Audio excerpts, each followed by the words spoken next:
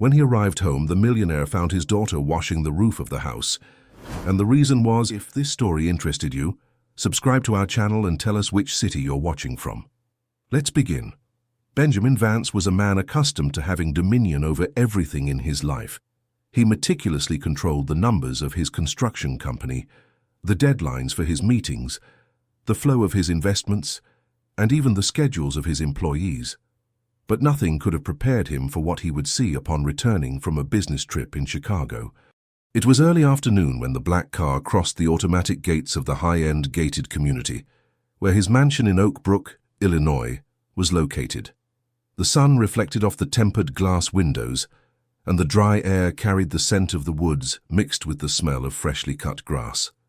Benjamin turned off the engine, expecting to see his wife Louisa waving from the porch, as she had in the first few months of their marriage, or perhaps Clara, his 7-year-old daughter, running to greet him. But everything was quiet, too still for a house that should have been pulsing with the life of a child. As he crossed the side garden, Benjamin noticed a strange movement on the roof. What he saw made his blood run cold in his veins. Clara, wearing a loose t-shirt and with scraped knees, was kneeling on the sloped tiles, scrubbing them with a dirty cloth. She moved slowly, as if performing a meticulous and punitive task. Upon noticing her father's presence, her eyes widened and her body stiffened. She murmured something that Benjamin only understood as he desperately climbed the side ladder. "Mommy Louisa said I had to clean. The mistakes have to come out." Benjamin didn't understand. The girl was trembling, sweaty and confused, but she wasn't injured beyond a few visible scratches. He carried her into the house and found Louisa in the living room, elegant as always, reading a decorating magazine. When questioned, she laughed, saying the girl probably climbed up on her own, playing house cleaning. Her response was as calm as it was calculated. She said children are unpredictable and that Benjamin, always traveling, no longer understood how his daughter behaved. "Benjamin, you're overreacting. Clara has always been adventurous. You know that. Remember when she climbed that huge tree at your mother's house in Lake Geneva? It's the same thing." But something about that perfect smile bothered him. It was as if Louisa had rehearsed that reaction. In the following days, Benjamin noticed small details that had previously escaped him. Clara hesitated before speaking, weighing every word. Her answers were swallowed by fear. Her room was organized with extreme rigidity, toys locked in boxes, books absent from the shelves, clothes put away as if no one used them. And when asked about her preferences, Clara would say she didn't know what she was allowed to like or not like. "Clara, what's your favorite color?" Benjamin asked, trying to start a light conversation as they had dinner. The girl glanced quickly at Louisa before answering, as if seeking approval. I don't know, Daddy. Any color is fine." Louisa smiled, gently running a hand through her stepdaughter's hair. "Clara is in an indecisive phase, isn't she? Dear, last week it was blue, yesterday it was green. Children change their minds all the time." But Clara didn't seem indecisive. She seemed terrified of giving the wrong answer.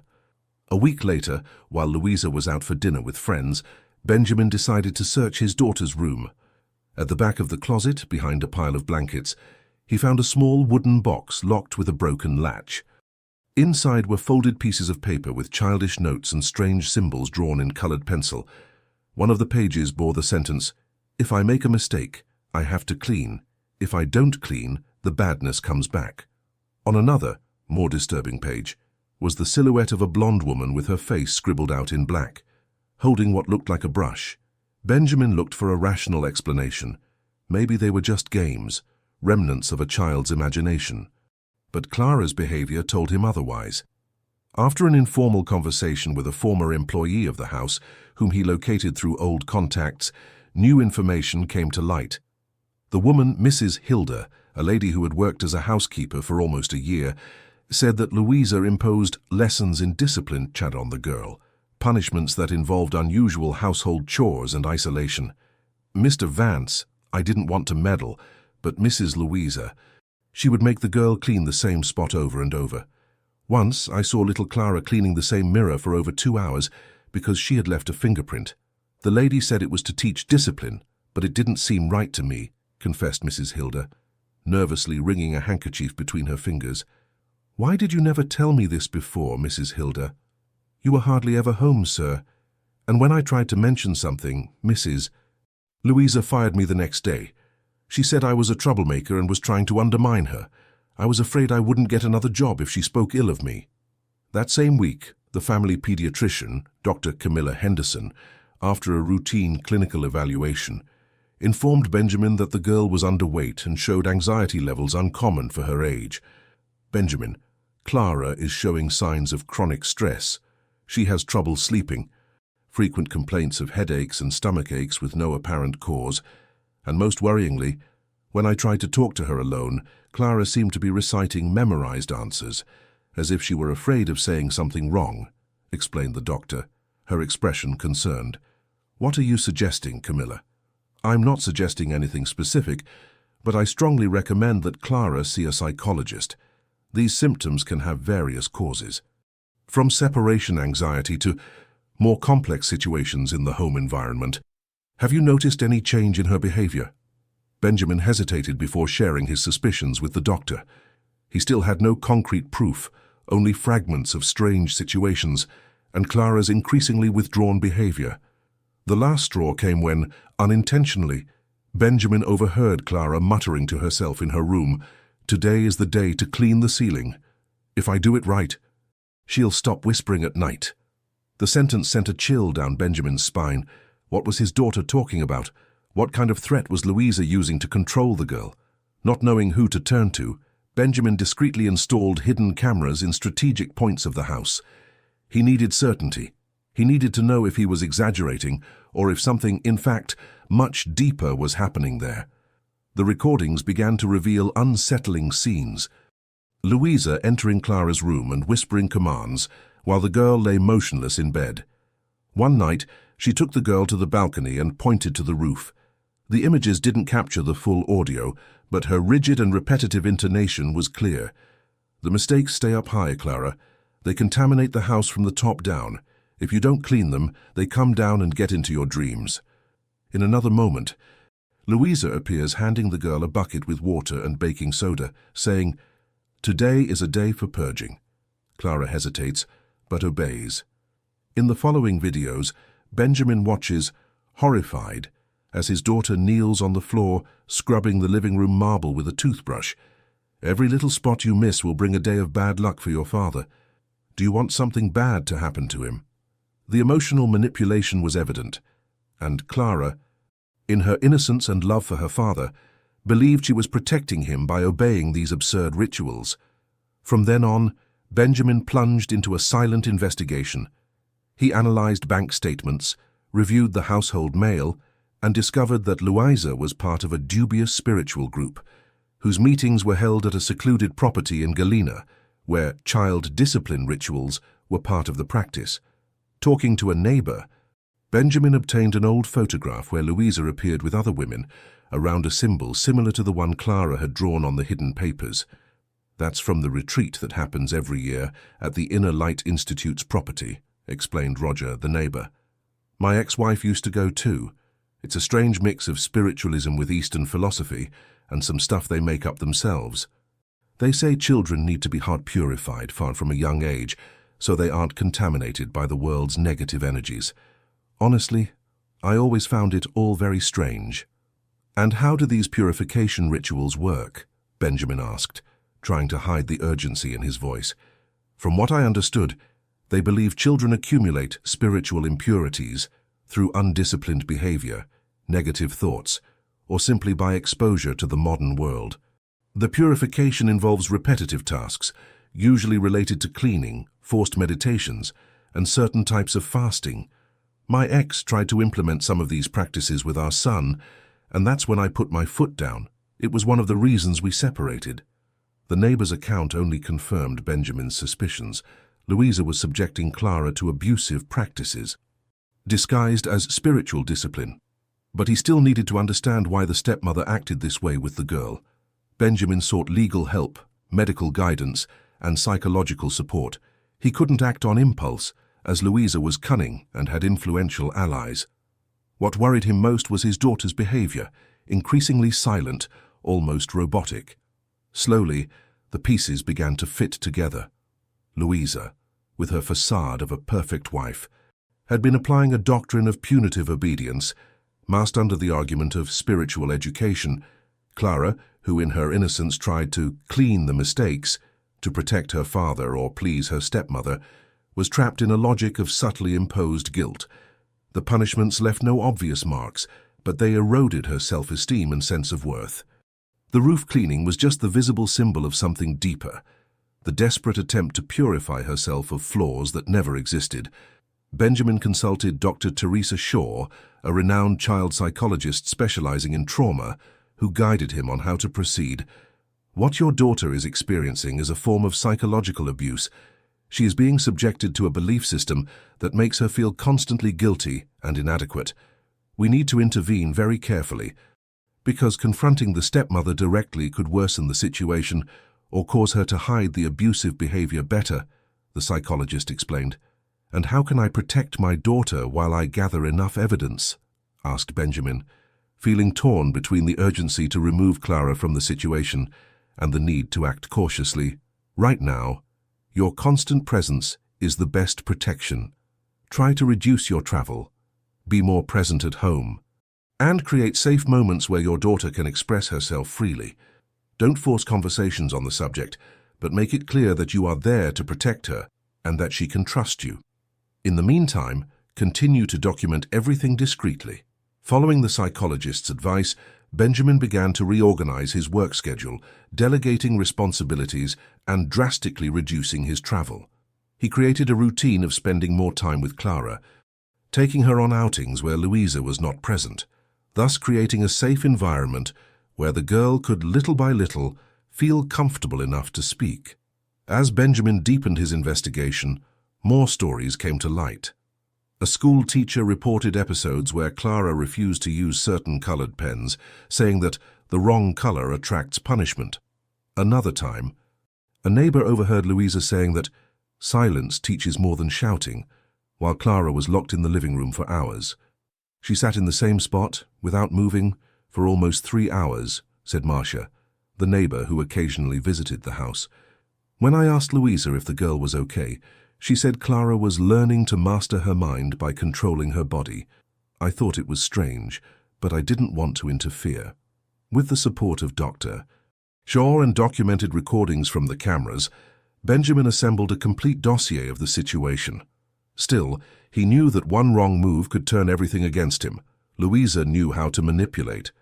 The atmosphere was one of growing tension, and at any moment, something could explode. Louisa began to notice that her husband was different, more observant, more present. She tried to regain control with sweet phrases, gentle touches, and forced compliments. But Benjamin no longer fell for the same performances. "You've been so distant lately, love," Louisa said one night, sliding her fingers up Benjamin's arm as he pretended to read a report in his office. "Are you worried about something?" "Just work," he replied dryly, avoiding her eyes. "The merger for the new development in Indianapolis is getting complicated. I'm sure you'll figure it out, like you always do," she smiled, leaning in to kiss his forehead. "Guys, why don't we take a few days just for us?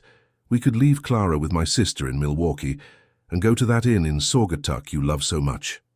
Benjamin felt a shiver at the thought of Clara in the care of Louisa's sister, who probably shared the same disturbing beliefs. "I can't. I have too much to do here, and I promised Clara I'd take her to the Lincoln Park Zoo next weekend." Louisa's smile faltered for an instant, but she quickly recomposed her serene expression. "You're spoiling that girl, Benjamin. Children need limits, discipline. It's not healthy to satisfy her every whim." "Taking a child to the zoo can hardly be considered a whim, Louisa," he replied, finally looking at her. "It's the kind of thing parents and children normally do together." A strange glint passed through Louisa's eyes, something between irritation and suspicion, but she maintained her artificial smile. "Of course, you're right. I'm just concerned about her upbringing. I want what's best for our family." "Our family," Benjamin repeated softly, wondering when the woman before him had become a stranger, or if she had always been this way and he had simply failed to see it. The girl, slowly, was beginning to trust her father again, though she still hesitated at simple questions. Everything in her body language was restrained, as if any freedom could be punished later. The psychological impact was clear. She had learned that even affection could be conditional. "Daddy, can I ask you something?"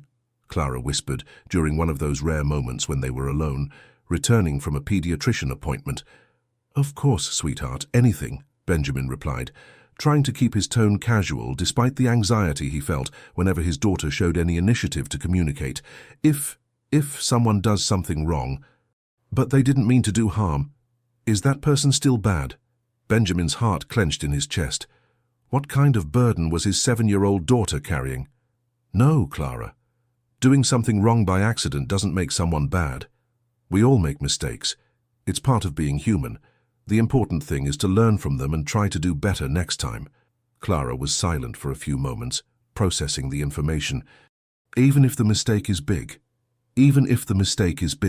Benjamin confirmed, "especially for children who are learning about the world, there's no mistake so big that it can't be forgiven. Understand?" The girl's eyes filled with tears, and she nodded slightly. "Mommy Louisa says mistakes attract bad things, that they stay in the house like ghosts and only leave when we clean everything just right." "And do you believe that?" Benjamin asked gently, trying not to show his growing anger towards Louisa. Clara shrugged, uncertain. "I don't know. Sometimes I'm scared at night, even after I've cleaned everything. Mommy Louisa says it's because I didn't clean it right." In that moment, Benjamin promised himself he would do anything to free his daughter from that psychological prison. It didn't matter how powerful Louisa's contacts were or how convincing she could be to others. He knew the truth now and would not rest until Clara was safe. In that house of impeccable facade, surrounded by well-tended gardens and discreet neighbors, something invisible had grown like mold between the walls, a sophisticated emotional control, cruel in its subtlety, that made the signs almost imperceptible. But now, Benjamin saw clearly, and he knew he had to act, not just to rescue his daughter, but to save her from a cycle that could scar her for life. The weekend arrived, and with it, the long-awaited trip to the Lincoln Park Zoo. Benjamin watched Clara run from one enclosure to another, showing an excitement he hadn't seen in a long time. Away from Louisa's controlling eyes, the girl seemed like a different person. Her smile was genuine. Her natural childhood curiosity blossomed with every new animal she discovered. "Look, Dad, the giraffe is looking at me," Clara shouted, pointing to the long-necked animal that was leaning in their direction. "You're right, honey. I think she likes you," Benjamin replied, feeling a pang of guilt for having allowed that childish joy to be suffocated for so long. It was in that moment, seeing Clara smile freely, that Benjamin was absolutely certain he needed to act quickly. He couldn't allow his daughter to transform back into that frightened, obedient creature Louisa was molding. During the outing, Benjamin took the opportunity to chat casually with Clara, trying to get more information about the cleaning rituals imposed by Louisa. "Did you have fun today, honey?" he asked, as they ate ice cream on a shaded bench. "So much, Dad. It was the best day of my life," the girl replied, her face smeared with chocolate. "That's great. And what do you like to do most at home when I'm traveling?" Clara's smile instantly faded, and her shoulders slumped a little. I like to draw, but I can only use the colors Mommy Louisa allows. Some colors are dangerous." "Dangerous how?" Benjamin pressed, keeping his tone casual. "Red attracts anger, black attracts darkness, orange attracts confusion. Mommy Louisa says if I use those colors, I can contaminate the whole house." "And what happens when the house gets contaminated?" Clara looked around, as if checking to see if anyone was listening, and whispered, "Bad things happen, especially to the people I love. That's why I have to clean everything right, to protect you and Grandma Teresa." The manipulation was even crueler than Benjamin had imagined. Louisa was using the love Clara felt for him and her paternal grandmother as a form of control, threatening that something bad would happen to them if she didn't perform the absurd tasks. When they returned home, Louisa was waiting for them at the door, with an expression that mixed concern and irritation. "You took so long I was about to call the police," she said, hugging Clara too tightly, while casting an accusatory glance at Benjamin. "We went to the zoo, then had ice cream and stopped at the bookstore. I told you we'd be back in the late afternoon, Benjamin replied curtly. Well, it's almost time for your bath, Clara. You need to purify yourself. You've been around animals and dirt all day, Louisa declared, pulling the girl by the hand towards the inside of the house. But I had ice cream, and Daddy said we could watch a movie together, Clara protested, looking at her father with pleading eyes. Before Louisa could respond, Benjamin intervened. That's right, I promised her. I'll give Clara her bath myself after the movie. A tense silence fell.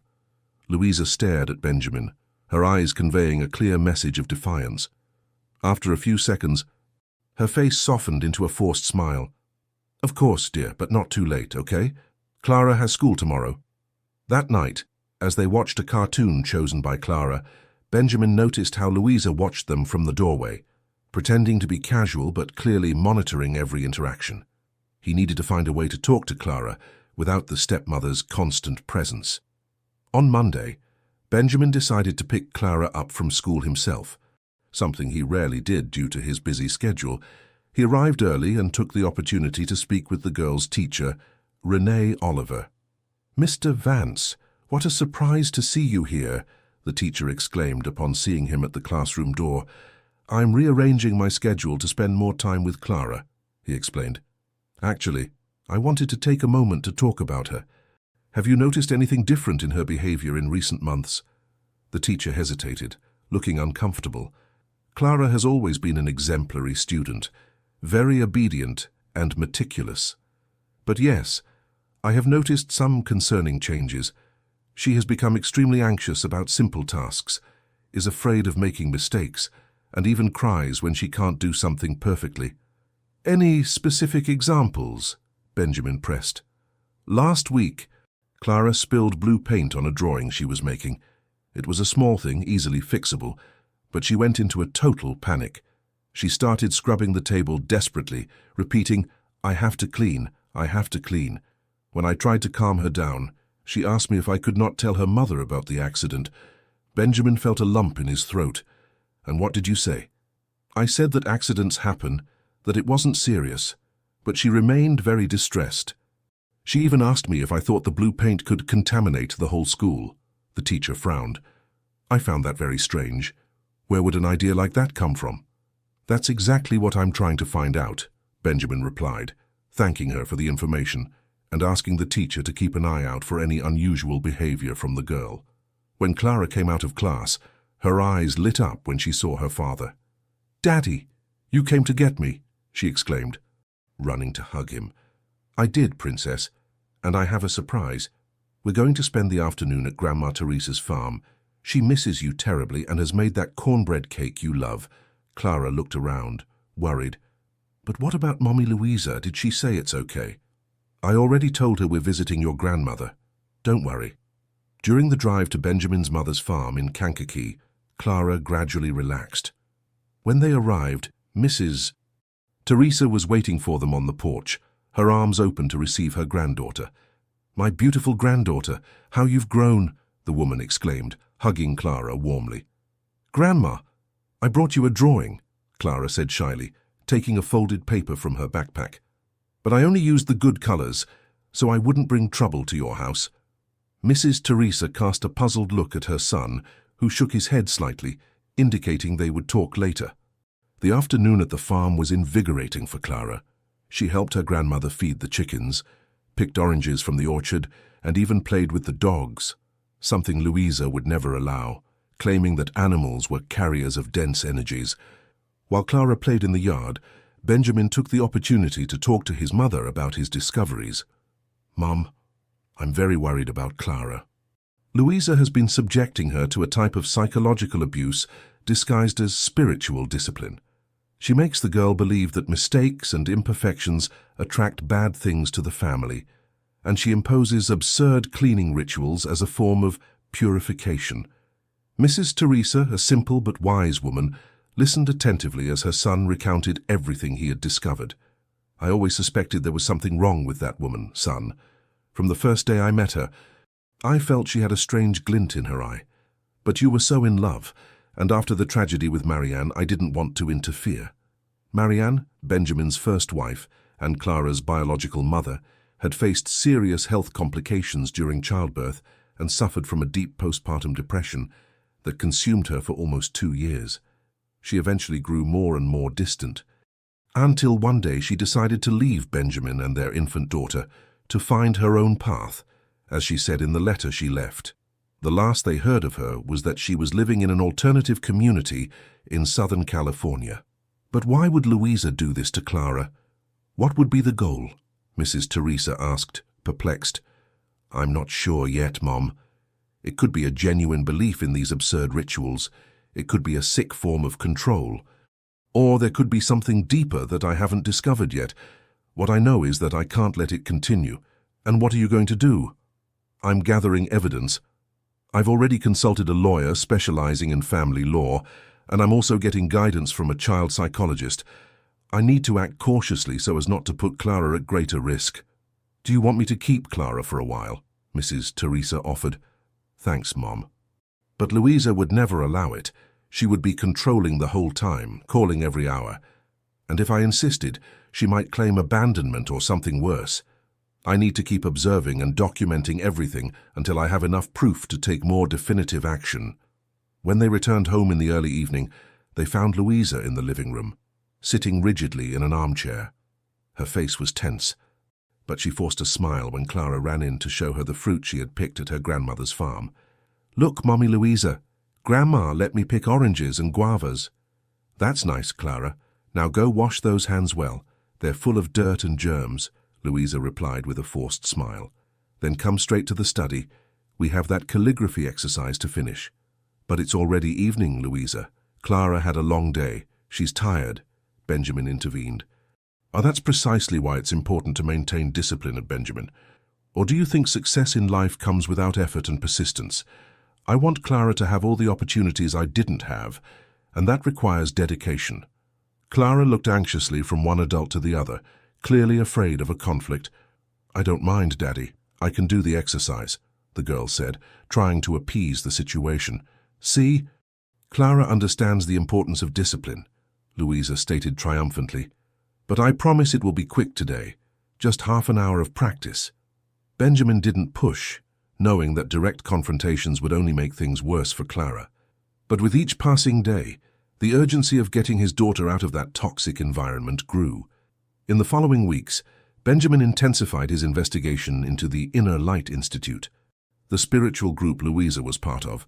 Through contacts and some discreet searches, he discovered that the group had been founded by a man named Arnold Monroe, a former real estate agent who, after a spiritual revelation, created his own doctrine, mixing elements of various religions and philosophies with practices he invented himself. The institute had about 50 regular members, mostly middle and upper-class women. They offered courses in energetic purification, spiritual discipline, and home harmonization, as well as frequent retreats at the property in Galena.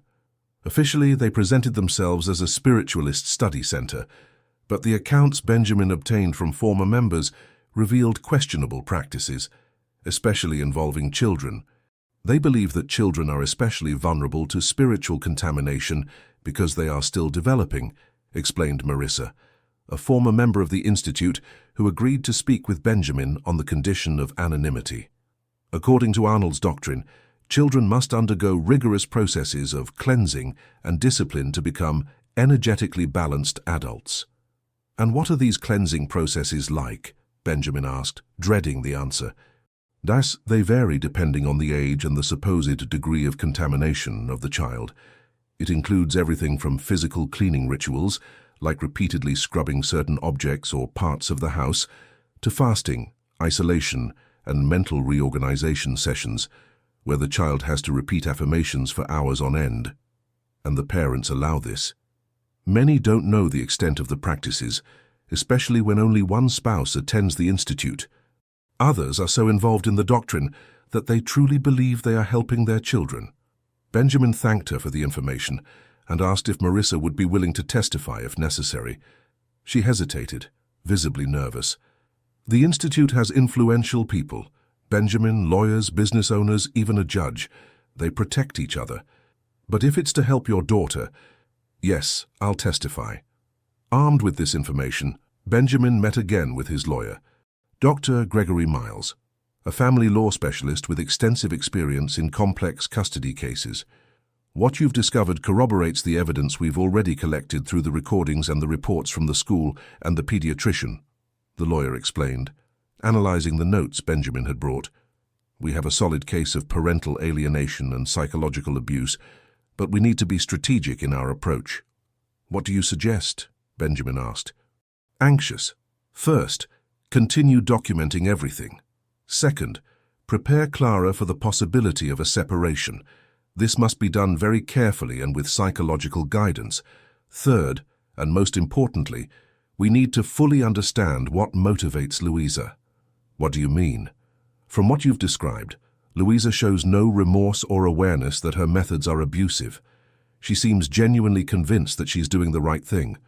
This makes her more dangerous and unpredictable. We need to understand if there's something specific that made her fixate on Clara in this way. A history of trauma, a particular obsession. Benjamin reflected on the lawyer's advice.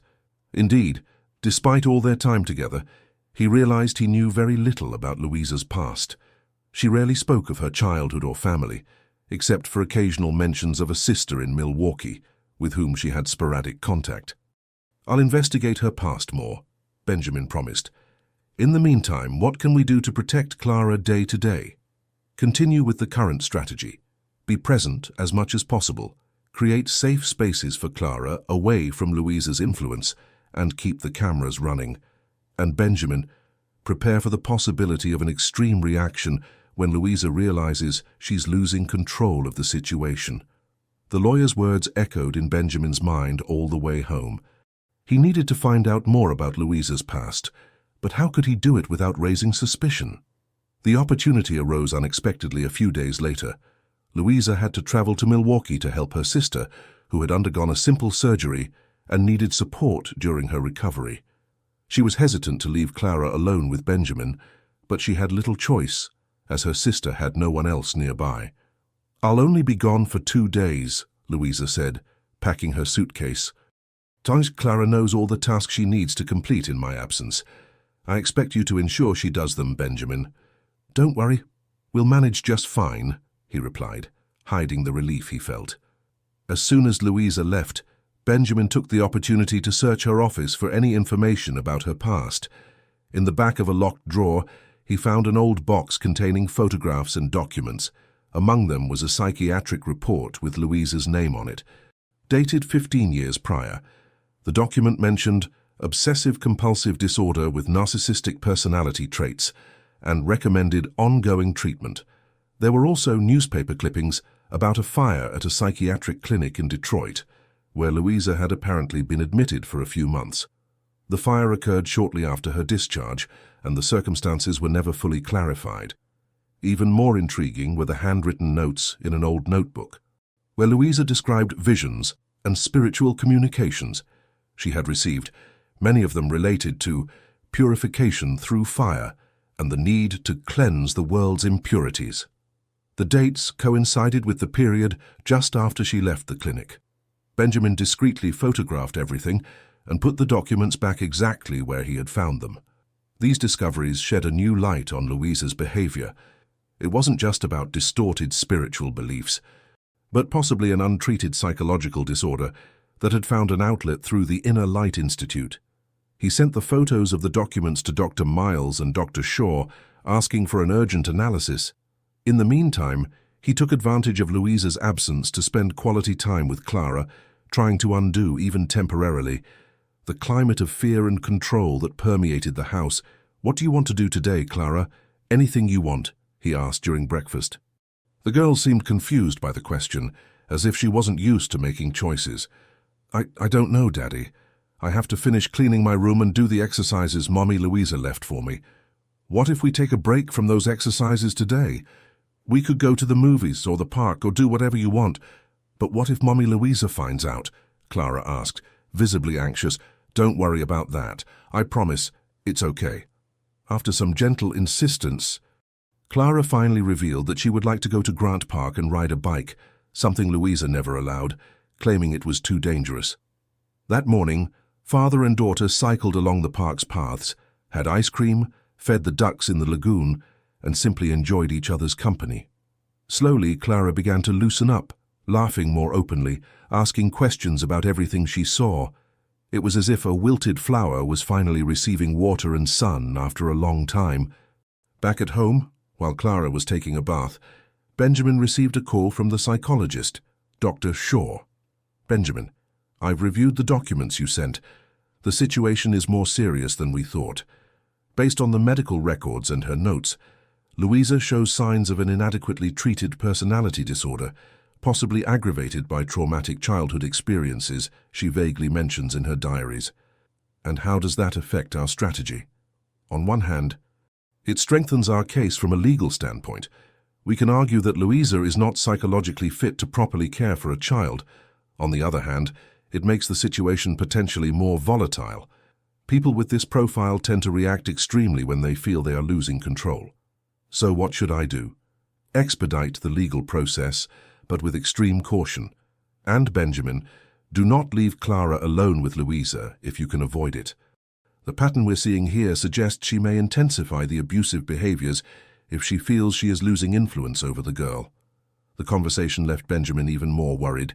He needed to act quickly, but without any rash moves that could put Clara at greater risk. That night, after putting Clara to bed, he reviewed all the camera recordings, selecting the most compelling evidence of Louisa's abusive behavior. He also organized the school reports, medical records, and testimonies he had collected. It was an impressive and disturbing dossier, documenting months of systematic psychological manipulation. As he worked, Benjamin couldn't help but feel a pang of guilt. How had he not noticed what was happening right under his nose? He had been so absorbed in his company, so confident that Louisa was the perfect wife, that he had closed his eyes to the warning signs. "Daddy?" Clara's sleepy voice startled him. She was standing at the office door, clutching her stuffed rabbit. "Can I sleep with you tonight? I had a bad dream." "Of course, sweetheart. Come here," he replied, opening his arms. Clara ran into her father's embrace, burying her face in his chest. "I dreamed that Mommy Louisa was mad at me because I didn't clean the roof right, and she said you were going to leave and never come back," the girl sobbed. "That will never happen, Clara, I promise." "I will never leave you," Benjamin affirmed, his heart aching at his daughter's palpable fear. "Promise for real." "I promise. From now on, I'll always be here to protect you." Clara fell asleep in her father's arms, finally relaxed and safe. Benjamin watched her for long minutes, silently promising that he would do anything to free her from the psychological prison Louisa had built. The next day, he received an unexpected call from Gregory, his lawyer. "Dear Benjamin, we have a situation. I managed to get a temporary restraining order based on the evidence you provided, but we need to act fast. When is Louisa coming back from Milwaukee?" "Tomorrow afternoon." "Why?" "Perfect. The judge has ordered an urgent psychological evaluation for Clara, with a court-appointed professional. The evaluation will happen tomorrow morning. It's important that Louisa doesn't know about this until it's completed." "Understood." "And after the evaluation, depending on the results, we can request an immediate protective order, preventing Louisa from being alone with Clara until the process is concluded." The news brought hope to Benjamin. There was finally a light at the end of that dark tunnel, but he also knew that the next few days would be decisive and potentially explosive. Louisa would not easily accept losing control over Clara, and he needed to be prepared for any reaction. That night, as he watched Clara sleep peacefully, Benjamin vowed that no matter the cost, his daughter would never again live under the yoke of fear and manipulation. The battle ahead would be difficult, but he was ready to face it with all his strength. For Clara, he would face any storm. The morning of the psychological evaluation dawned with a light rain falling over Chicago. Benjamin explained to Clara that they were going to visit a special doctor who would talk to her about her feelings. "Is she like Dr. Henderson, the pediatrician?" Clara asked, eating her breakfast. "A little different. Dr. Mendez is a doctor who helps people understand their feelings, their fears. She's just going to talk with you, maybe draw some pictures together. Nothing that will hurt or be scary, I promise." Clara nodded, trusting her father, though she seemed a little apprehensive. Will Mommy Louisa be there? No, honey. She's still in Milwaukee, remember? It will just be you and the doctor, but I'll be waiting right outside the whole time. Arriving at the office designated by the court, Benjamin was greeted by Dr. Renata Mendez, a forensic psychologist specializing in child abuse cases. She had a calm and welcoming demeanor that immediately seemed to put Clara at ease. "Hello, Clara. What a beautiful dress you're wearing today," the psychologist commented, crouching down to the girl's level. "Thank you," Clara replied shyly. "My dad picked it out. He said I can wear any color I want." "And what's your favorite color?" Dr. Mendez asked, already beginning her assessment subtly. Clara glanced quickly at Benjamin, still seeking approval, and then answered, "I like purple, and green too. But I can't wear red or black." "Why can't you wear red or black?" "They're dangerous colors. They attract bad things," Clara replied, as if reciting a learned lesson. The psychologist exchanged a meaningful look with Benjamin before turning back to Clara. "How about we go into my office? I have some fun games in there and lots of colored pencils for us to draw together." Clara said goodbye to her father with a tight hug and followed the doctor into the evaluation room. Benjamin remained in the waiting room, anxious, constantly checking his phone to make sure Louisa wasn't trying to contact him. He had told her he was taking Clara for a routine medical checkup before her return, which wasn't exactly a lie. After nearly 2 hours, which felt like an eternity to Benjamin, the door opened and Clara came out smiling, holding a colorful drawing. "Look, Daddy, I drew our family." Benjamin looked at the drawing. A large figure labeled Daddy, a small one labeled Clara, another figure labeled Grandma Teresa, and distant from the other three, a tall, dark figure labeled Mommy Louisa. Most disturbingly, the figure of Louisa had no mouth, but her eyes were large and prominent, watching the other figures from afar.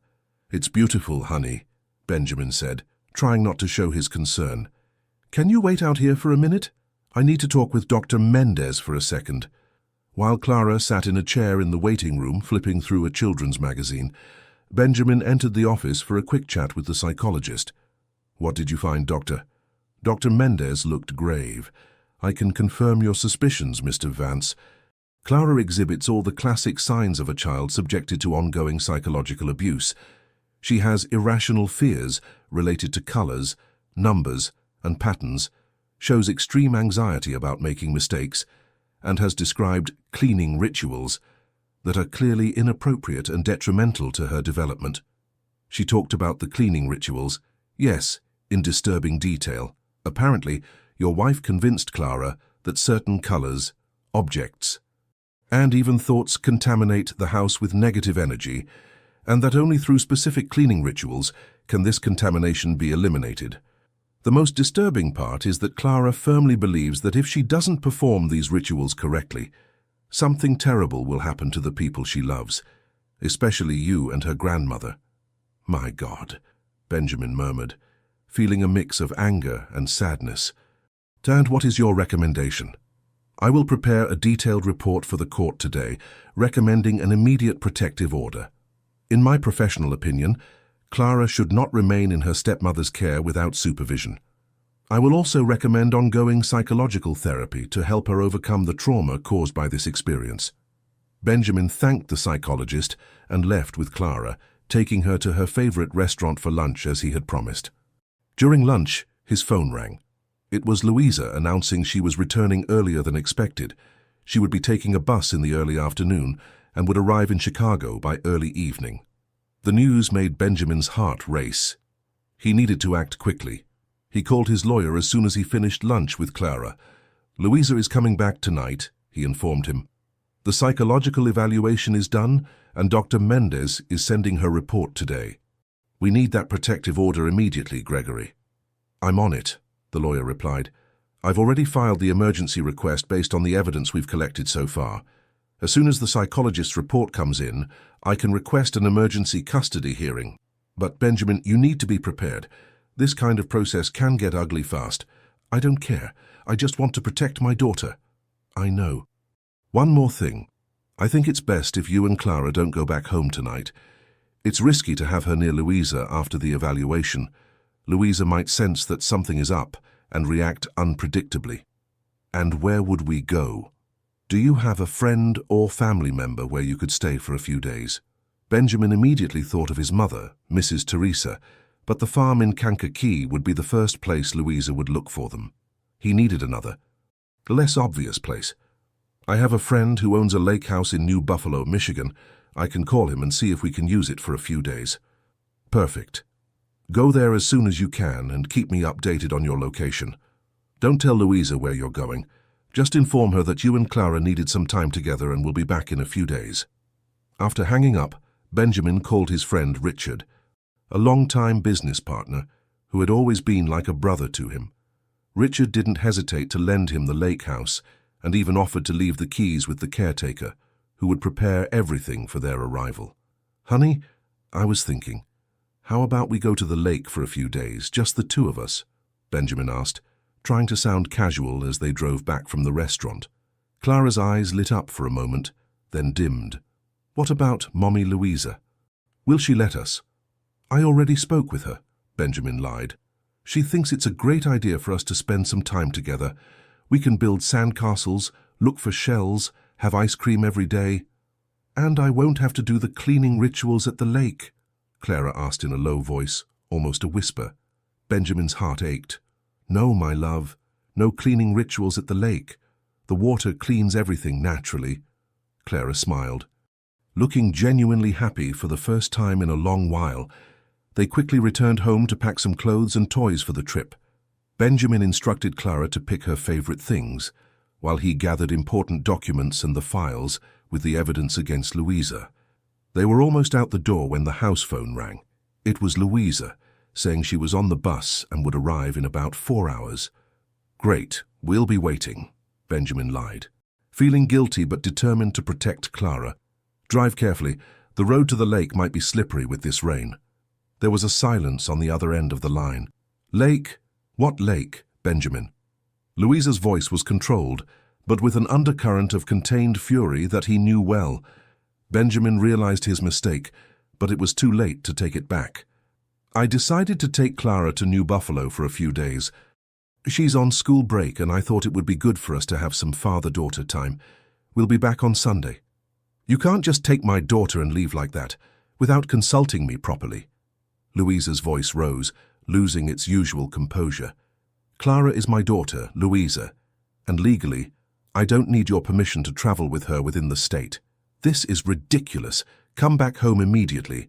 Clara has commitments, her daily study session, her harmonization exercises. You're disrupting her entire routine." "Her routine has been disrupted for far too long," Benjamin replied coldly. "We need a break, Louisa. We'll talk when we get back. If you leave that house with her, Benjamin, you will regret it. I swear you will." The threat was delivered in a low tone, almost a whisper, but it was charged with an intensity that sent a shiver down Benjamin's spine. "Goodbye, Louisa. We'll talk when I get back." He hung up the phone and found Clara standing in the living room doorway, clutching her backpack, her eyes wide with fear. "Mommy Louisa is mad, isn't she?" the girl asked, trembling slightly. Benjamin knelt down to her level. "She's a little upset because she wanted to be with us at the lake, but she'll understand. Don't worry. Everything is fine. We're going to have so much fun. I promise." Clara didn't seem entirely convinced, but she nodded and followed her father to the car. As he drove out of Chicago towards the lake, Benjamin couldn't stop thinking about Louisa's veiled threat. He knew his wife well enough to know she didn't make empty threats. After a few hours' drive, they arrived at Richard's lake house in New Buffalo. It was a spacious and cozy property, just a few feet from the sand, with a breathtaking view of the water. The caretaker, Mr. Antonio, greeted them warmly and showed them that he had stocked the fridge with foods that children usually like. On Richard's instructions, "Mr. Richard said the little girl might like pizza, so I left one in the freezer. You just have to heat it up. There's ice cream too, and fresh fruit I bought at the market this morning," the kind caretaker explained. Clara, initially shy, was soon enchanted by the proximity of the lake and the freedom the house offered. After settling in, father and daughter walked along the beach, collecting shells and watching the sunset. It was a moment of peace that Benjamin knew was temporary, but it meant so much. It was the beginning of Clara's healing journey. That evening, after eating the promised pizza and watching a children's movie on television, Benjamin put Clara to bed in the room that would be hers during their stay. The girl fell asleep quickly, exhausted but happy after a day full of new experiences. Benjamin watched her sleep for a few minutes, marveling at the resilience of children. Even after months of psychological manipulation, Clara could still smile, play, and trust. He swore to himself that he would do everything in his power to ensure his daughter could grow up like this, free, confident, and loved. Returning to the living room, Benjamin called his lawyer to update him on the situation. "We got the emergency protective order," Gregory informed him. "The judge has ruled that Louisa cannot be alone with Clara until the investigation is complete. There's also a hearing scheduled for next week where we will present all the evidence." "That's great news, Gregory. So what happens now? Can I go back home with Clara?" "Technically, yes, with the protective order. Louisa can't be near Clara without supervision, but frankly, I recommend you stay away from home for a few more days. Louisa hasn't been officially served yet, and when she is, her reaction could be explosive. I understand. We'll stay here until Sunday, then that should give things some time to cool down." "Good idea. Oh, and Benjamin, you should know. I received a call from the Inner Light Institute today. Apparently, Louisa contacted them, and they are mobilizing legal support for her. They have some influential lawyers among their members. As I mentioned, does that complicate things?" "Not necessarily. Our evidence is solid, and the forensic psychologist's report is damning, but be prepared, they might try to discredit you, claim you're trying to alienate the child from her stepmother, or even question your fitness as a father, due to your long work hours and frequent travel." Benjamin felt a knot in his stomach. He hadn't considered that his own excessive dedication to work could be used against him. "What can I do to prepare?" "Start reorganizing your professional life now, delegate more responsibilities, cut back on travel, be available for Clara on a regular basis, and document everything, every moment with her, every bit of progress she makes, every sign of recovery from the trauma. This will be crucial if they try to question your fitness as a parent." After hanging up, Benjamin stood on the deck of the lake house, listening to the sound of the waves and reflecting on how his life had changed so drastically in a matter of weeks. From a workaholic executive confident in his seemingly perfect marriage to a single father fighting for his daughter's psychological safety, his phone rang again. It was Louisa. He hesitated before answering. "Where are you exactly? I want to come there tomorrow," she demanded, without even a hello. "That's not a good idea, Louisa. Clara and I need this time together. We'll be back on Sunday, and we can talk then." "You can't stop me from seeing my daughter, Benjamin. I'm her mother." "Stepmother," Benjamin corrected firmly. "And yes, I can, especially considering what I've discovered in recent months." There was a tense silence on the other end of the line. "What are you talking about?" Louisa's voice was dangerously calm. "The purification rituals, the psychological punishments, the terror you instilled in a 7-year-old child, making her believe that trivial mistakes could cause tragedies. I've seen it all, Louisa. The camera recordings don't lie. You spied on me. You put cameras in our house." Her voice rose an octave, a mix of disbelief and fury. It was necessary. Clara was showing clear signs of trauma, but I needed proof. "You don't understand anything I'm doing, Benjamin. I'm protecting Clara, preparing her for a world full of spiritual dangers that you, in your materialistic ignorance, can't even comprehend. The only danger to Clara was you, Louisa, and it's over. I will not allow you to continue traumatizing my daughter with these sick beliefs. You will regret this, Benjamin. You don't know who you're dealing with. The Institute has power, it has influence. We will prove that you are an absent and negligent father, unfit to raise Clara properly." "Try me," Benjamin challenged, surprising himself with the firmness in his voice. "I have all the proof we need, Louisa. Videos, testimonies, medical reports, the forensic psychologist's report. It's over." Louisa laughed, a cold, humorless sound. "Nothing is over, Benjamin. This is just the beginning. You will not take Clara from me. She needs me. She needs my guidance. Without me, she will be vulnerable." "Vulnerable to what?" Exactly. Being a normal, happy, and secure child. You're so blind, so limited. Don't you see that we are surrounded by forces you don't understand? Clara has a special sensitivity. She needs to be protected, prepared. Benjamin realized there was no point in arguing. Louisa's worldview was so distorted by her beliefs, or her untreated mental condition, that any rational dialogue was impossible. This conversation is over, Louisa. I'm not going to argue with you. I'll see you in court. Court? The surprise in her voice was genuine. What are you talking about? You'll be served soon.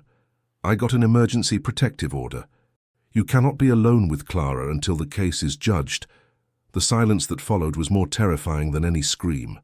When Louisa finally spoke, her voice was calm, almost serene, but with an underlying note that made the hairs on the back of Benjamin's neck stand up. You truly don't understand what forces you're playing with, Benjamin, but you will. Oh, yes, you will understand very soon. The call ended abruptly, leaving Benjamin with a deep sense of unease. Part of him wanted to dismiss Louisa's words as the empty threats of a disturbed mind, but another part, perhaps the more instinctual one, warned him not to underestimate her. He checked again on the room where Clara slept peacefully, made sure all the doors and windows of the house were locked wise, and tried to get some rest. He knew the next few days would be crucial and draining. The next morning, he woke to the sound of laughter. Following the noise, he found Clara in the kitchen with Mr. Antonio, the caretaker, who was teaching the girl how to make coconut pancakes. "Good morning, sir. The little one's been up for a while, all excited to go to the beach. We're making a special breakfast, aren't we, kiddo?" the friendly caretaker said. "Look, Dad, I helped make pancakes, and I didn't even have to clean anything up afterward. Mr. Antonio said a little flour on the floor is part of the recipe," Clara exclaimed. Beaming. "That's right, it's perfect," Benjamin smiled, moved to see his daughter so light and carefree. After breakfast, they spent the morning on the beach. Clara built sandcastles, ran from the waves, collected more shells, and even made friends with some other children playing nearby. Benjamin watched her, marveling at her capacity for joy, despite everything she had been through. In the early afternoon, he received a call from Gregory. "Benjamin, we have a problem." Louisa was served with the protective order and completely lost it. She went to the police station to try to file a report claiming you kidnapped Clara, but thankfully the officer checked the court order and didn't accept the complaint. Now she's mobilizing the Inner Light Institute, claiming religious persecution. Religious persecution? That's absurd. I have concrete proof of psychological abuse. I know, and will use all of it in court. But we need to be prepared for a tough fight. These groups have a lot of influence and know how to manipulate public opinion. They're already spreading on social media that you're a materialistic businessman trying to stop your wife from raising your daughter, according to spiritual precepts. That's a complete distortion of reality. Welcome to the world of custody battles, Benjamin. They're rarely clean or fair, but don't worry, we're prepared. I just wanted you to know what's happening and to stay alert. Louisa seems determined to regain access to Clara at any cost. After hanging up, Benjamin felt a pang of anxiety. He looked at Clara, who was now building an elaborate sandcastle with the help of other children, completely oblivious to the drama unfolding around her. He would do anything to protect that smile, that newly recovered innocence. The rest of the day passed peacefully. They had lunch on the deck, enjoying the view of the lake and then rested for a while. In the late afternoon, they returned to the beach for one last swim before sunset.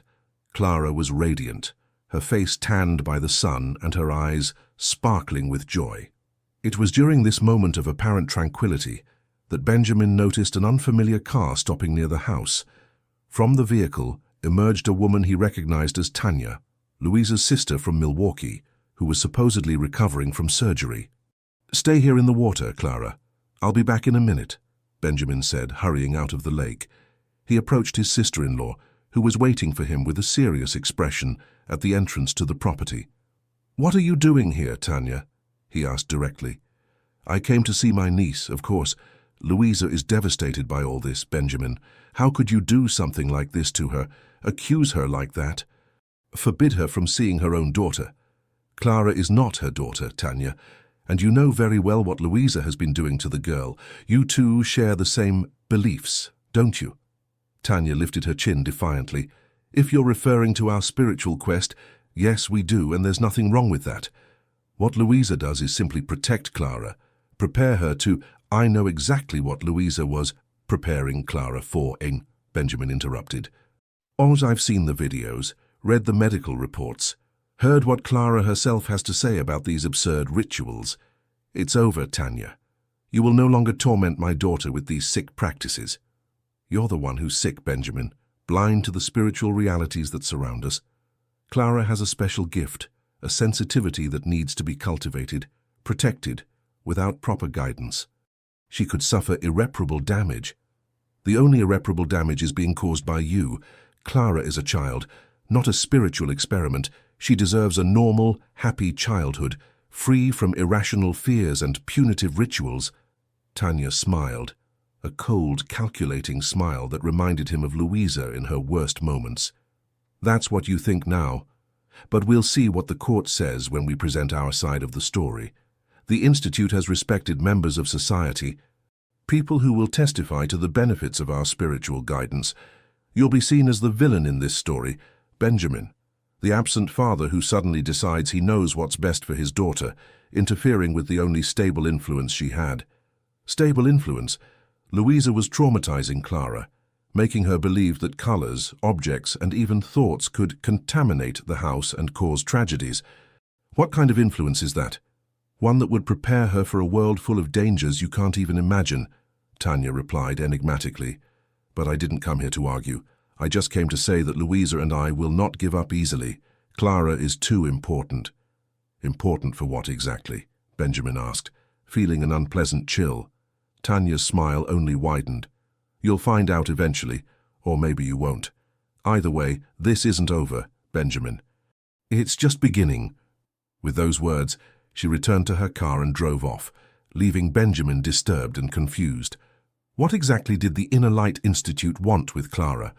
Why would his daughter be especially important to them? He returned to the beach, where Clara was still playing in the water, oblivious to the tension that had just occurred. Looking at his daughter, so small, so vulnerable, yet also so brave and resilient, Benjamin felt a renewed determination. No matter what lay ahead, he would protect Clara at any cost. Who was that lady, Dad? Clara asked when Benjamin returned to the water. Just someone looking for another house on the beach, he lied, not wanting to disturb his daughter's peace. Let's swim a little more before we go back. The water is amazing. Clara smiled and dove in, quickly forgetting the incident. But Benjamin couldn't forget Tanya's enigmatic words. Something in her tone, in the certainty of her statements, left him deeply unsettled. That night, after putting Clara to bed, Benjamin called Gregory again, reporting Tanya's unexpected visit. That's concerning, the lawyer admitted. It suggests they're trying to circumvent the protective order. Tanya isn't included in the court order, so technically she can approach Clara. We need to expand the order to include members of the Institute, especially Louisa's relatives. Can I request that immediately? Yes, I'll file the request first thing in the morning. In the meantime, stay vigilant. Don't leave Clara alone for a single minute. Benjamin barely slept that night, repeatedly checking Clara's room and the locks on the doors and windows. Tanya's visit and her cryptic words had put him on constant alert. The next morning, he decided it would be safer to return to Chicago immediately, where they would have more support. He called his mother, explaining the situation and asking if they could stay at her apartment for a few days until everything was resolved. Of course, my son, Mrs. Teresa replied promptly. My home is always open to you. I'll get everything ready to welcome you. As they packed their bags to leave, Benjamin received a call from Dr. Teresa Shaw, the child psychologist. Benjamin, I've gained access to Louisa's full psychiatric report, the one you mentioned finding at the house. It's more serious than we thought. In addition to the obsessive-compulsive disorder and narcissistic traits, there are indications of a possible delusional disorder. She truly believes the things she says about spiritual contamination and purification rituals. Does that make the situation more or less dangerous? Benjamin asked. Alarmed, More dangerous, I'm afraid. People with firmly established delusions can take extreme measures when they feel their belief system is being threatened. And in Louisa's case, Clara has become central to that belief system. I suggest you take the utmost precautions. With this new information, Benjamin hurried even more to leave the lake house. Clara seemed sad to be leaving, but she cheered up when she heard they were going to her grandmother's house. "Is Grandma Teresa going to make that cornbread cake again?" she asked hopefully as they got into the car. "Absolutely, my love, and you can help her make it. How about that?" Clara smiled, seemingly content with the prospect, and soon they were on the road back to Chicago, leaving behind the tranquil days at the lake, but taking with them the happy memories they had created, small treasures of normality that Benjamin hoped would help Clara overcome the trauma of the psychological control she had been subjected to. The emergency custody hearing took place in a tense atmosphere. The courtroom was small, and Benjamin could feel the hostile glares from Louisa and the half-dozen members of the Inner Light Institute who had come to support her, including the founder, Arnold Monroe, and their lawyer, a slick man named Dr. Renato. Benjamin's lawyer, Gregory Miles, began by presenting the evidence methodically. Excerpts from the hidden camera recordings, the school teacher's testimony, the pediatrician's report, and the damning deposition from the former housekeeper, Mrs. Hilda. "Your Honor, what we have here is not a case of alternative spiritual education, but a clear pattern of psychological abuse," Gregory argued. A 7-year-old child was systematically manipulated into a state of constant fear and anxiety, forced to perform obsessive rituals under the threat of causing harm to her loved ones. Mrs. Hilda, though visibly nervous, recounted in detail the discipline lessons she had witnessed, including the incident with the mirror, and how Clara would often be isolated for hours for minor infractions. The teacher, Renee Oliver, described Clara's transformation from a bright, happy student into an anxious child, terrified of making mistakes, recounting the incident with the spilled paint and Clara's fear of contaminating the school. The pediatrician, Dr. Camilla Henderson, presented her medical findings, confirming Clara's chronic stress, underweight status, and symptoms consistent with anxiety disorder, such as frequent headaches and sleep disturbances. Dr. Teresa Shaw, the forensic psychologist presented her detailed report, explaining how Louisa's practices constituted systematic psychological abuse. What we see here is a classic case of manipulation through fear and guilt. The child was conditioned to believe that trivial actions, like using certain colors or leaving objects out of place, could have catastrophic consequences for the people she loves. This type of manipulation causes profound damage to emotional and psychological development. The psychologist also presented drawings made by Clara during the evaluation, including a particularly disturbing one showing a small figure, identified as Clara, cleaning a giant house, while an adult figure identified as Mommy Louisa watched with exaggeratedly large eyes. In the sky of the drawing were dark smudges that, according to Clara, were other mistakes waiting to get in. Louisa's lawyer tried to discredit the testimonies, suggesting that Benjamin had influenced the witnesses or that they misunderstood the spiritual nature of the practices. Mrs. Vance was simply teaching the child the importance of order, cleanliness, and discipline, values that certainly cannot be considered abusive, Dr. Renato argued. As for the alleged threats, it is a misinterpretation of metaphorical teachings about negative and positive energies, concepts common in many spiritual traditions. Then it was Louisa's turn to testify. She presented herself as calm and articulate, speaking with conviction about her genuine concerns for Clara's spiritual well-being. "Clara is a special child, Your Honor. She has a sensitivity that few possess, an ability to perceive energies and influences that most people ignore. What Benjamin calls rituals are, in fact, exercises of spiritual protection and strengthening that help Clara channel this sensitivity in a positive way." "And how do you explain the fact that Clara demonstrates extreme fear of making mistakes, constant anxiety, and obsessive behaviors?" the judge asked directly. "Clara is in a phase of adaptation. Learning spiritual discipline can be challenging at first, but the long-term benefits are immeasurable. As for her anxiety, I believe it has intensified since Benjamin began interfering with our routine, questioning methods she was beginning to understand and accept. When it was Benjamin's turn to testify, he spoke with restrained emotion about the changes he had observed in Clara, about how the girl had transformed from a cheerful and curious child into an anxious and fearful creature. My daughter was afraid to use a red-colored pencil, Your Honor. She believed she could cause an accident for me if she didn't clean the house exactly as Louisa commanded. What kind of spiritual education teaches a 7-year-old that she is responsible for her parents' safety through obsessive cleaning rituals?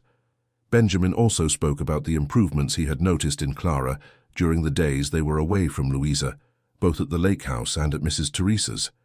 It's as if a weight has been lifted from her shoulders. She laughs more, asks questions, plays freely. She's still afraid, still hesitant. But with each day away from that toxic influence, she reclaims a little of the childhood that was stolen from her. After the testimonies, Arnold Monroe, who had only been observing until then, asked to speak. The judge, after some hesitation, allowed it. Your Honor, I am Arnold Monroe, founder of the Inner Light Institute. I would like to clarify the nature of the work we do. Our institute is dedicated to the study and practice of spiritual traditions that promote harmony, balance, and personal growth. We are not a culty, as some try to characterize us, but a serious community of spiritual seekers. Arnold continued, explaining how the Institute's practices were based on ancient wisdom and how they had helped many families find peace and balance. His speech was persuasive and well articulated, clearly that of someone accustomed to convincing others. In Clara's specific case, our guidance was aimed at helping her develop her extraordinary spiritual sensitivity in a healthy way. Children like her are rare and precious. They are born with special gifts that, if properly nurtured, can benefit all of humanity. There was something in the way Arnold referred to Clara, as if she were a kind of valuable object, not a child with a right to her own childhood. That made Benjamin's stomach turn. He realized then that the Institute's interest in his daughter went beyond Louisa's distorted beliefs. There was something more, something he didn't yet fully understand. After all the testimonies, the judge announced that he would recess to consider the evidence and would deliver his decision within a few hours. The room was cleared, and Benjamin and Gregory went to a nearby coffee shop to wait. "What do you think?" Benjamin asked anxiously. "I'm cautiously optimistic," Gregory replied. "The evidence in our favor is solid and hard to refute. Judge Pemberton is known for prioritizing the well-being of the child above all else, but Arnold Monroe is convincing, and they're playing the religious persecution card, which could complicate things. I noticed something strange in the way Monroe spoke about Clara, as if she were some kind of instrument for their purposes, not a child." "Yes, I noticed that too.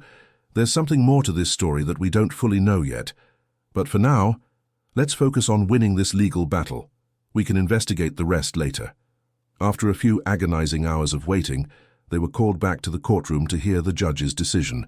Louisa and her entourage were already there, with Arnold Monroe seated strategically close to her, as if to show support. Judge Marcus Pemberton entered the room with a grave expression and began to deliver his ruling. This case presents complex issues involving parental rights, educational practices, and the delicate balance between religious freedom and child protection. I have carefully reviewed all the evidence presented, including recordings, medical reports, psychological evaluations, and witness testimonies. There was a tense pause before he continued. While I recognize the right of parents to raise their children according to their beliefs and values, this right is not absolute. It ends when supposedly educational practices begin to cause proven harm to the child's physical, mental, or emotional health. Benjamin felt a ray of hope at these words. In the case at hand, the evidence clearly indicates that the minor, Clara Vance, has been subjected to practices that, regardless of their religious or spiritual justification, have caused her significant psychological harm, as documented by qualified professionals. The judge then looked directly at Louisa before continuing. The recordings presented show the minor being subjected to excessive and inappropriate cleaning rituals for her age. being threatened with negative consequences if she did not perform them correctly. The psychological and medical reports confirm that these practices resulted in severe anxiety, obsessive-compulsive behaviors, and irrational fears. There was a murmur in the room that the judge silenced with a gesture.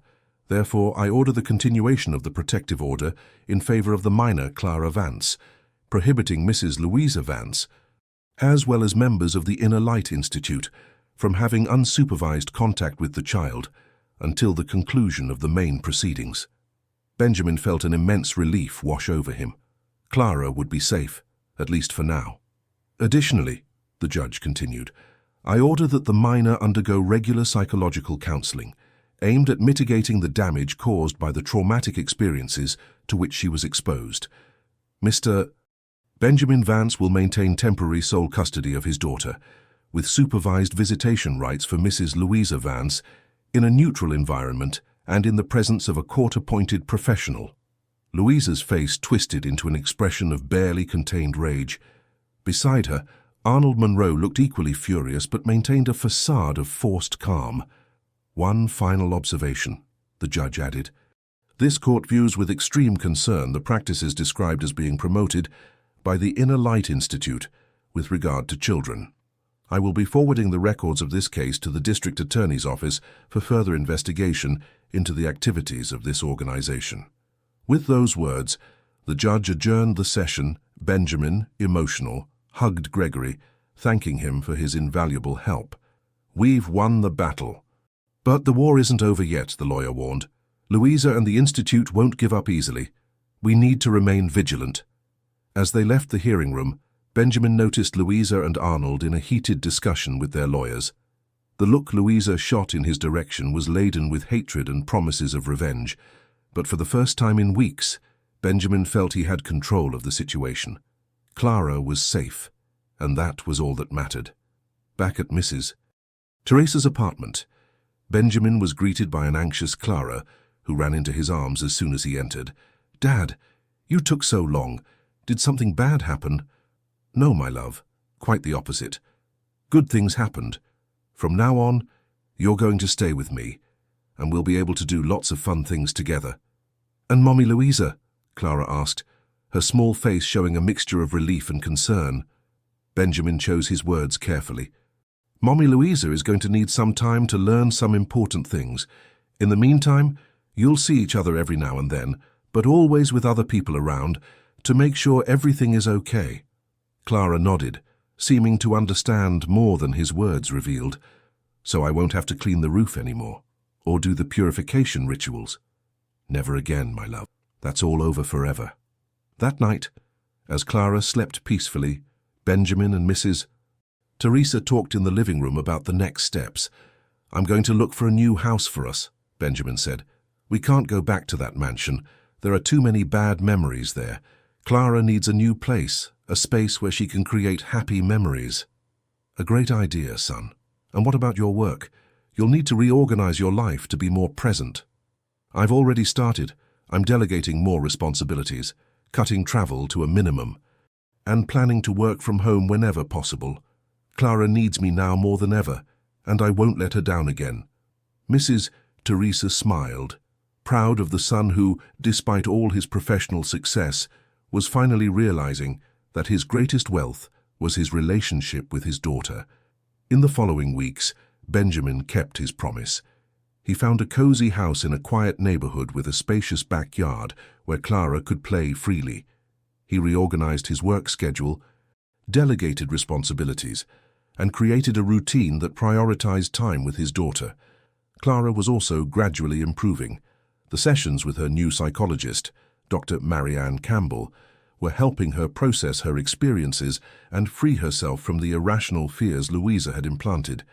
She still had moments of anxiety, still hesitated at certain colors or situations, but with each passing day, she seemed more confident, more free. The supervised visits with Louisa were tense. Clara was visibly anxious before each meeting, and Louisa clearly resented the presence of the court supervisor. But Benjamin knew it was necessary to maintain some form of contact, at least until the legal situation was definitively resolved. The investigation into the Inner Light Institute was also progressing. The district attorney's office had uncovered disturbing evidence of abusive practices not only with Clara, but with other children. Several former members had come forward to testify, describing disturbing rituals and systematic psychological manipulation. 3 months after the court's initial decision, there was an unexpected turn of events. Tanya, Louisa's sister, contacted Benjamin in secret, wanting to talk. "Why should I trust you?" Benjamin asked suspiciously when they met in a bustling coffee shop downtown. "Because I'm also worried about Clara," Tanya replied, looking genuinely distressed. "And because I can't stand to see what the Institute is doing to my sister anymore." Reluctant, but curious, Benjamin agreed to hear her out. "The Institute isn't what it seems, Benjamin. It started as a legitimate spiritual study group, but over time, Arnold Munro changed. He became obsessed with the idea of finding and training children with supposed special sensitivities." "What kind of sensitivities?" "He believes that certain children are born with latent paranormal abilities, clairvoyance, telepathy, precognition. He believes he can identify them through specific tests and develop them through rituals and rigorous discipline. And he thinks Clara is one of these children. He doesn't just think so, he's sure of it. When Louisa started attending the Institute, shortly after marrying you, she mentioned that your daughter sometimes said strange things, as if she could predict events or sense things others couldn't. It was probably just childish imagination, but Arnold became fascinated. He convinced Louisa that Clara was special, that she needed to be prepared for a great destiny. Benjamin felt a chill as he remembered how Clara, when she was younger, would sometimes talk about people no one else could see or knew when someone was about to call or visit. He had always dismissed it as part of his daughter's vivid imagination, nothing more. The cleaning rituals are a form of preparation. Arnold believes that children like Clara need to be constantly purified to keep their gifts intact. The obsession with certain colors, numbers, and patterns is part of it. It's all pseudoscience mixed with cheap mysticism, but Louisa bought into it completely. "Why are you telling me this now? You seemed completely aligned with them before." Tanya looked away, ashamed. I believed it all for a long time. But recently, I've seen things that made me question it. Increasingly extreme practices, traumatized children, destroyed families. And when I saw the state Louisa was in, after losing access to Clara, I realized this had gone too far. What do you mean by Louisa's state? She's different, obsessive, paranoid. She constantly talks about rescuing Clara before it's too late. Arnold has convinced her that without the proper preparation, Clara could become a danger to herself and others. It's terrifying, Benjamin. I'm afraid of what she might do. Tanya's revelation left Benjamin deeply disturbed. If what she said was true, the threat to Clara was even greater than he had imagined. What do you suggest I do? Be extremely vigilant, never leave Clara alone, not for a minute, and maybe consider moving far away, starting a new life where Louisa and the Institute can't easily find you. Benjamin thanked Tanya for her courage in revealing this information and promised to carefully consider her advice. Immediately after the meeting, he shared everything with Gregory and the police team investigating the Institute. "This confirms our suspicions," said the lead detective on the case. "We already had indications that the Institute was involved in questionable practices with children, but this elevates the seriousness of the situation. We're going to intensify surveillance and expedite the process for search and seizure warrants on their properties." The following days were ones of extreme vigilance. Benjamin doubled the security around Clara, ensuring she was never alone and checking frequently with her school to make sure no unauthorized person tried to pick her up.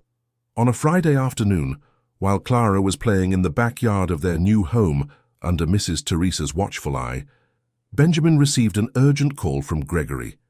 "The police have just conducted a raid on the Inner Light Institute and the property in Galena.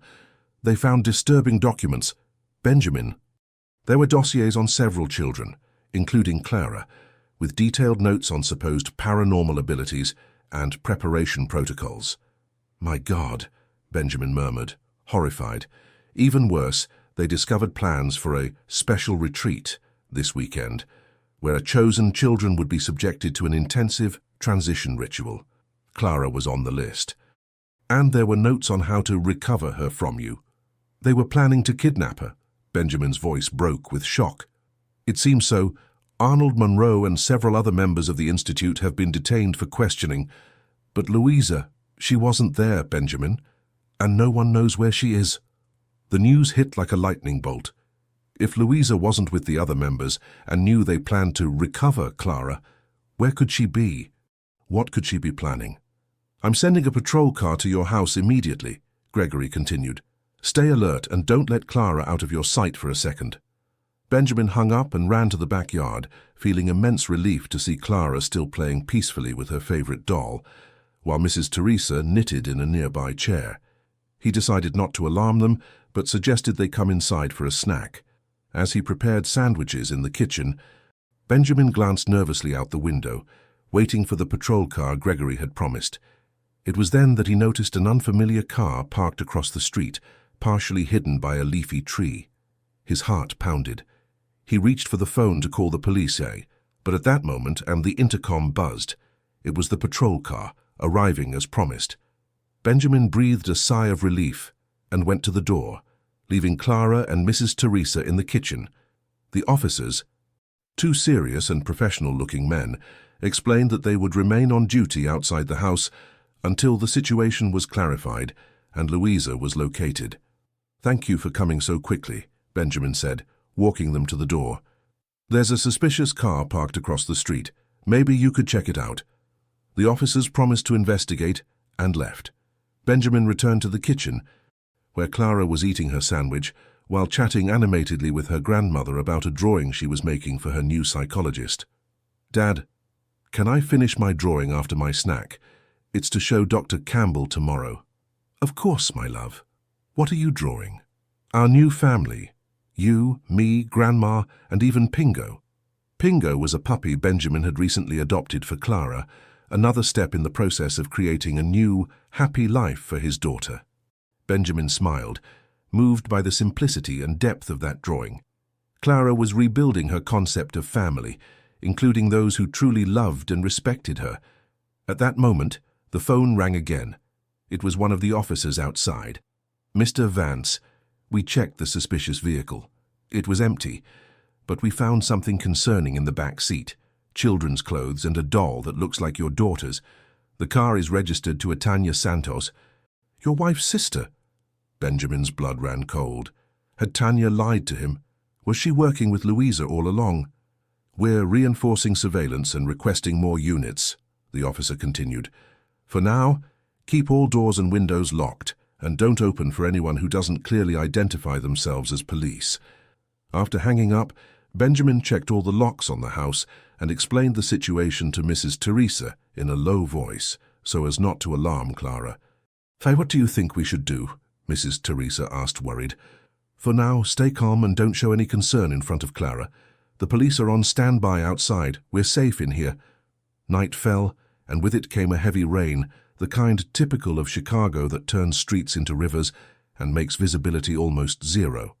Clara, oblivious to the adults' tension, was already in bed, sleeping soundly with Pingo curled up at her feet. Benjamin and Mrs. Teresa took turns keeping watch, checking the locks and looking out the windows every half hour. The intense rain made it difficult to see beyond the garden, but the lights of the patrol car were still visible at the entrance. Around 2 in the morning, when Benjamin had finally convinced Mrs. Teresa to get some rest, the power went out. The house was plunged into total darkness, illuminated only by occasional flashes of lightning. Benjamin quickly grabbed a flashlight and went to check on Clara.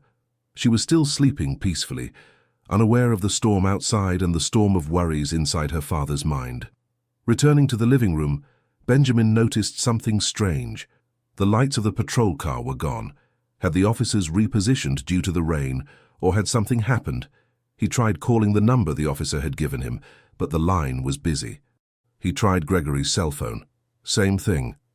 The storm was disrupting communications. A particularly loud clap of thunder shook the house, followed by the sound of breaking glass. Alarmed, Benjamin followed the noise to the kitchen. The The back window had been shattered, likely by a branch torn off by the storm. He approached to check the damage when he sensed a presence behind him. Before he could turn, something hard struck his head, and everything went dark. When Benjamin regained consciousness, he was lying on the kitchen floor with Mrs. Teresa leaning over him in a panic. "Benjamin, thank God you're awake. Clara's gone." The words hit Benjamin like a punch to the gut. Ignoring the searing pain in his head, he staggered to his feet. "How so? When? I don't know. I heard a noise and came to check. I found you passed out and immediately went to check on Clara, but she wasn't in her bed.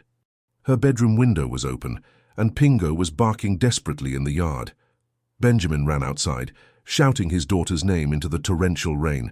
The officers, alerted by the screams, came running. "What happened? Why weren't you at the entrance?" Benjamin yelled, desperate.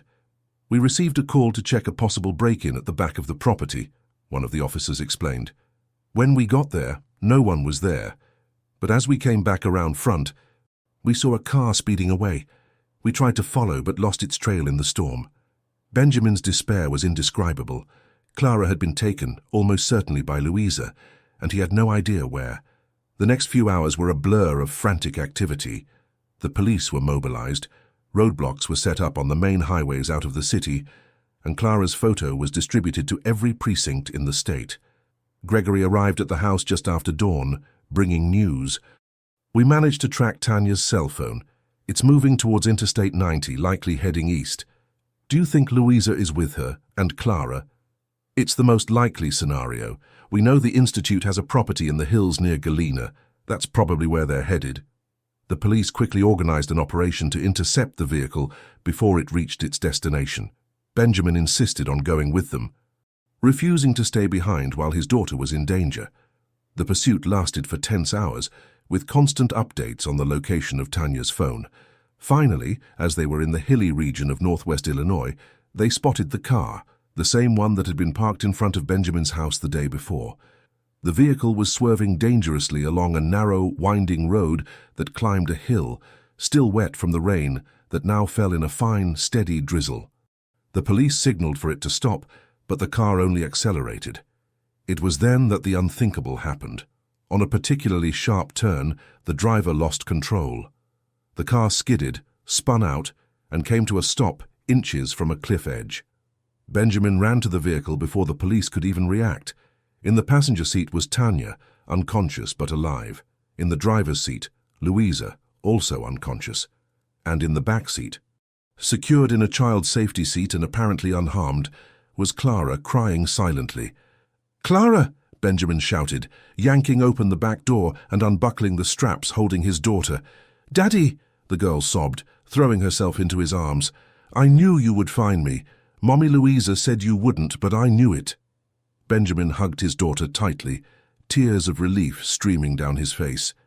The paramedics soon arrived to attend to Louisa and Tanya, while police secured the scene.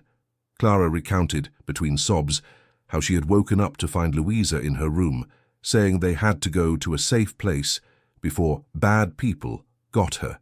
Confused and scared, she had been taken to the car where Tanya was waiting. "They were talking about an important ritual, Daddy. They said I was going to become complete and purified forever. I was so scared." Clara's story confirmed everything Tanya had revealed to Benjamin about the Institute's plans.